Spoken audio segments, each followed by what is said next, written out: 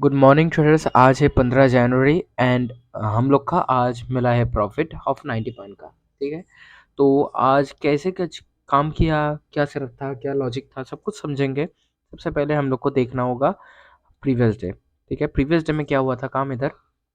Simply you can see here कि market इधर gap up में खुला था, तो गैप अप में खुल के क्लोजिंग प्राइस को हिट किया था।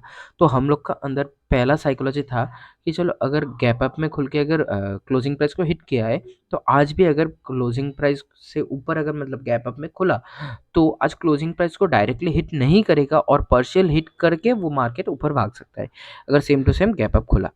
और हम लोग आज भी अगर गैप अप में खुला, तो हम लोग ऐसा अगर क्लोजिंग प्राइस को हिट करने से पहले अगर ऐसा कुछ लो ब्रेकडाउन में हम लोग को काम करने के लिए दिखा, तो हम लोग काम नहीं करना चाहते।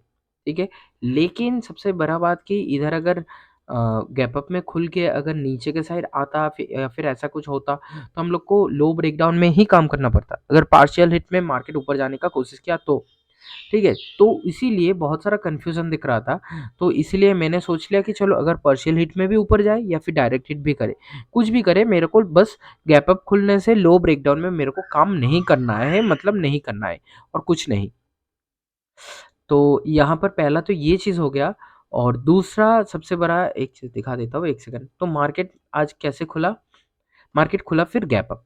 ठीक है, प्रीवियस डे में कहीं भी एसएल पेंडिंग नहीं था, थोड़ा बहुत एसएल इधर था, लेकिन मार्केट उसको इग्नोर करके सीधा का सीधा निकल गया, क्लोजिंग प्राइस को पार्शियल हिट करके मार्केट निकल गया। ठीक है,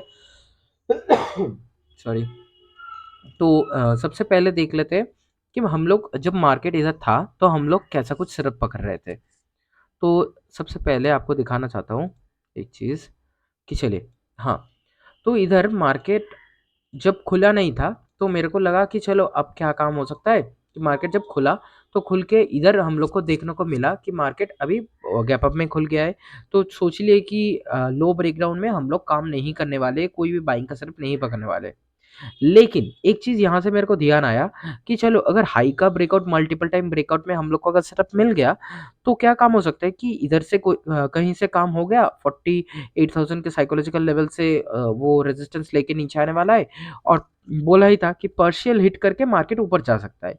तो पार्शियल हिट ज़ोन तक तो आएगा ना, तो इसीलिए मार्केट शायद यहाँ से यहाँ तक आ जाए, तो 120-30 पॉइंट दिख ही रहा था, तो 100 पॉइंट में कहीं न कहीं से पकड़ ही लेता। तो यही चीज़ मैंने सोच के रखा था। तो इसके बाद क्या हो गया कि मार्केट का सिनेरियो थोड़ा-थोड़ा बदलने लगा कि मार्केट अब इधर देखिए कि मार्केट इधर से हायर हाई का ब्रेकआउट दे रहा था। तो मेरे को इधर से भी लगा कि चलो इधर से भी शायद सेल कर सकता हूँ, तो हो जाएगा, क्योंकि इसी टाइम पे बिल्कुल निफ्टी में भी हायर हाई का ब्रेकआउट था। तो जब दोनों जगह पे एक साथ मतलब ब्रेकआउट पे ब्रेकआउट मिलता जा रहा है, तो हम लोग बहुत आसानी से काम कर सकते हैं, क्योंकि दोनों ही ब्रेक करके रखा है। एक पकड़ा और एक तोड़ा, तो प्रॉब्लम तब सही है, और दोनों अगर तोड़ के रखे तो सही है। लेकिन दोनों मिलके अगर पकड़ के रखे तो कुछ घोटाला है। तो ये सेटअप से हम लोग यहाँ से सोच ले कि चलो इधर से भी सेल कर सकते हैं। लेकिन हम लोग को प्रॉपर्ली सेलिंग का सेटअप नहीं दिख रहा था। हम लोग को लगा कि चलो यहाँ से एक पार्शियल हिट ज़ोन तक मार्केट आ ही सकता है, तो 100 पॉइंट हम लोग को मिल ही जाएगा। तो इसी टाइम पे ना, ये कौन-सा टाइम था? ये 9:22 था, ठीक है? 9:22, तो मेरे को इधर प्रॉपर्ली एक थोड़ा बहुत सेटअप दिखा, ठीक है? इधर से मेरे को सेटअप दिखा, लेकिन मैंने सोच लिया कि पहले थोड़ा रुक जाता हूँ, क्योंकि मार्केट को अगर इधर से गिरना है, मार्केट को अगर इधर से गिरना है, तो थोड़ा ध्यान से काम करना होगा। क्यों? क्योंकि ऑलरेडी हायर हाई का ब्रेकआउट है, सारे बायर्स हर जगह से अवेलेबल है। 1 सेकंड रुकिए। सो यहाँ पर मार्केट इतना फुल फ्लेजेड पुश दिखा रहा था एक बाइंग साइड में, तो मैं इधर ही रुक गया। चलो सोच लिया कि चलो ये जब ऑलरेडी एक ठहरा नहीं है, मतलब क्या कि 48,000 साइकोलॉजी के नीचे नहीं ठहर के उससे रेजिस्टेंस नहीं लिया है, और डायरेक्टली इसको ब्रेक भी कर चुका है। ठीक है, तो मैं ठहर गया कि चलो ब्रेक को कंफर्म होने दो। अगर अब कोई भी साइकोलॉजिकल लेवल को अगर डायरेक्टली तोड़ देगा तो रिवर्स होगा, इजीली 50% लेवल तक आसानी से गारंटेड रिवर्स हो सकता है, उससे भी नीचे जा सकता है। तो मैंने सोच लिया कि चलो एक रिवर्स के लिए पकड़ लेते। अगर ऐसा कुछ काम हो जाए कि मार्केट इधर से ऊपर गया, अब इधर ठहरने का कोशिश किया, तो हम लोग क्या काम करेंगे तब? तब सिंपल इधर से क्लोजिंग प्राइस से इधर तक फिब को ले लिए। मार्केट को सबसे पहले ये वाला ज़ोन में आने दो। मार्केट यहाँ से काम करता हुआ पहले इस ज़ोन में आएगा, फिर हम लोग बाइंग को पकड़ लेंगे। अब आप बोलिएगा कि इसका भी तो एक 50% है ना, तो एक चीज़ देखो भाई, क्योंकि मार्केट में ऑलरेडी ये वाला क्लोजिंग प्राइस का एक ज़ोन पड़ा हुआ है, तो मार्केट इसी को खाने के लिए सीधा आने वाला है। ठीक है, ये छोटा ज़ोन है कि ये भी इससे पहले ही ये वाला ज़ोन पड़ रहा है। इसको देख लीजिए, ये वाला ज़ोन इसी से पहले पड़ रहा है, ठीक है? लेकिन मार्केट इसको इग्नोर करता हुआ मार्केट जो दोनों को एक साथ खाने का कोशिश करेगा। इसका भी जो एसएल पड़ा हुआ है नीचे उसको भी खाएगा और इसको भी एक साथ। क्योंकि मार्केट एक ही मूव में जितना हो सके उनको खाने का कोशिश करता है। तो इसीलिए मेरे को लग गया कि इधर से ये वाला ज़ोन तक आने दो, फिर हम लोग बाय कर सकते हैं ईज़िली। ठीक है? जब अगर ठहर गया तो अब थोड़ा रुक गए कि चलो मार्केट को देखने देते हैं कि मार्केट ठहरता है कि नहीं। अब फिर मार्केट को हम देखने लगे, तो देखा कि ठहरने का कोई बात ही नहीं आया, मार्केट तो सीधा डायरेक्टली ब्रेकआउट पे ब्रेकआउट देने लगा। ठीक है, बिल्कुल इसी टाइम पे 9:26, ठीक है, इसी टाइम पे मेरे को एक कंफर्मेशन दिख रहा था।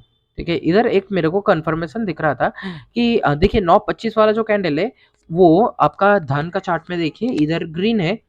ठीक है, पुट में ग्रीन है, तो इंडेक्स में रेड होना चाहिए आपका बैंक धन का चार्ट में। ठीक है, लेकिन इधर ग्रीन है, लेकिन आपका बैंक निफ्टी में ये 9:25 कुछ अजीब सा रेड है, अजीब सा रेड है। ठीक है, तो मैं ठहर गया, तो ये रेड ग्रीन सब मिक्स दिख रहा है मेरे को, तो इसलिए कंफ्यूजन के लिए ठहर गया। और 9:26 पे मेरे को एक कंफर्मेशन दिख रहा था कि एंट्री के लिए, लेकिन ये वाला कैंडल का साइकोलॉजी बिल्कुल भी ढंग का नहीं था, बिल्कुल भी ढंग का नहीं था। क्योंकि पहला तो कैंडल उल्टा पुल्टा है, पहला वाला कैंडल, उसके बाद ये दोनों जगह से इतना रिजेक्शन और डोजी कैंडल मेरे को कुछ ढंग का लग नहीं रहा था, तो मैं ठहर गया। लेकिन मेरे को लग रहा था कि चलो अगर मार्केट ने या यहीं से अगर मार्केट गिर गया तो मेरे को पैसा नहीं मिलेगा, मार्केट काम कर देगा, लेकिन कोई बात नहीं, जो करेगा वो करेगा, कोई बात नहीं है। लेकिन फिर जब ठहर ही गए, तो इधर से फिर काम करने के लिए देख लिया एक सेकेंड, तो अब मार्केट चलने लगा। ठीक है, फिर से भी हायर हाई पे निकलने लगा, तो हम लोग को सिंपल दिख गया कि इधर से एक कंफर्मेशन मेरे को मिल गया। ये 9:40 पे कैसे, इधर देख सकते हैं बहुत आसानी से 9:40 पे हम लोग को लोअर लो का ब्रेकडाउन पे ब्रेकडाउन मिल रहा है, और इधर भी देख सकते हैं कि सी में हायर हाई का ब्रेकआउट पे ब्रेकआउट हम लोग को बहुत आसानी से मिल रहा था। तो इसलिए बाइंग के लिए एकदम प्रिपेयर्ड थे, एकदम सिनेरियो परफेक्ट था ऑप्शन के चार्ट में। तो इधर से हम लोग एंट्री बनाए 9:40 पे, क्यों? क्योंकि अच्छा खासा इंक्रीजिंग वॉल्यूम सेटअप है। ये वाला रिजेक्शन कैंडल में हम लोग एंट्री नहीं किए थे। ठीक है, इंक्रीजिंग भले ही इंक्रीजिंग वॉल्यूम आया है, लेकिन हम लोग एंट्री नहीं किए थे।